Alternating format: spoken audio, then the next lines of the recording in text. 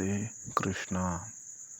அன்னவயல் புதுவை ஆண்டாள் அரங்கற்கு பண்ணு திருப்பாவை பல்பதியம் இன்னிசையால் பாடிக் கொடுத்தாள் நற்பாமாலை பூமாலை சூடிக் கொடுத்தாளைச் சொல்லு.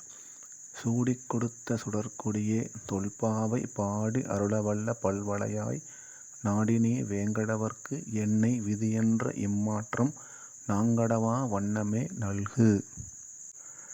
பாதகங்கள் தீர்க்கும் பரமனடி காட்டும் வேதம் அனைத்திற்கும் வித்தாகும் கோதை தமிழ் ஐயைந்தும் ஐந்தும் அறியா மானிடரை வையம் சுமப்பதும் வம்பு.